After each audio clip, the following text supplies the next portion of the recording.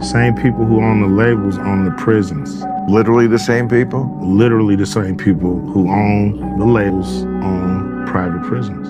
The records that come out are really geared to push people towards that prison industry. But they didn't make you write those lyrics. It's not about making somebody write the lyrics. It's about being there as guardrails to make sure certain songs make it through and certain songs don't. Some records are made by committee, meaning record company guys sit around and tell the artists, this is hot, say that, do this. We're gonna have this guy write the lyrics. We're gonna have that. You have, the record company pushing the narrative.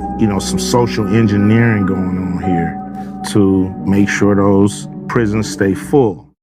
John Homeston, a retired CIA agent, has admitted on national Russian television that the CIA was behind the creation of the 1980s hip-hop scene and financed major hip-hop acts including NWA, Africa Boombata, and Grandmaster Flash and the Furious Five.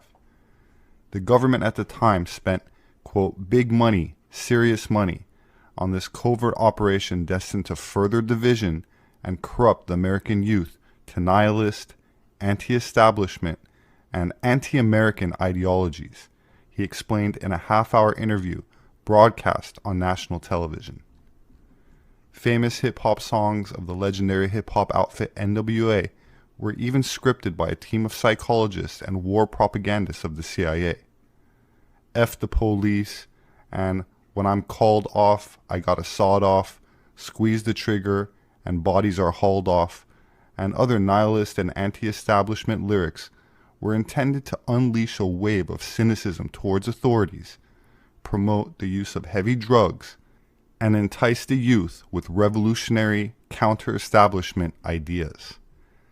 The retired CIA agent claims the social engineering maneuver was extremely successful.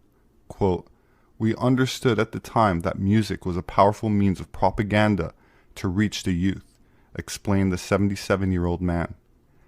"Our mission was to use teenage angst to our advantage and turn Generation X into a decadent, pro-drug, and anti-establishment culture that would create uprisings and further division within society.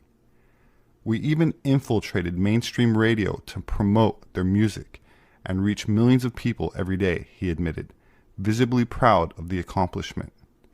For many of us in the CIA, infiltrating the 1980s hip-hop scene was one of the CIA's most successful experiments of propaganda to date, he acknowledged during the interview. The retired CIA agent, who was granted a Russian residence permit in 2011, also claimed Lior Cohen, commonly known as the tall Israeli who runs hip-hop, is a CIA asset. When it comes to engineering culture, no one touches Lior Cohen, Homestead admitted. He ended up promoting rappers such as Jay-Z and Kanye West, and more recently brought Migos and Young Thug to prominence. Some experts openly admit hip-hop nihilism, which was expressed in the use of harder, more self-destructive drugs like heroin, cocaine, and methamphetamine, pushed United States President Richard Nixon into the war on drugs, a campaign of prohibition of drugs and foreign military intervention, with the stated aim being to define and reduce the illegal drug trade within America and around the world. Quote, "The chaos we caused in America helped the government justify overseas wars of plunder to Middle America.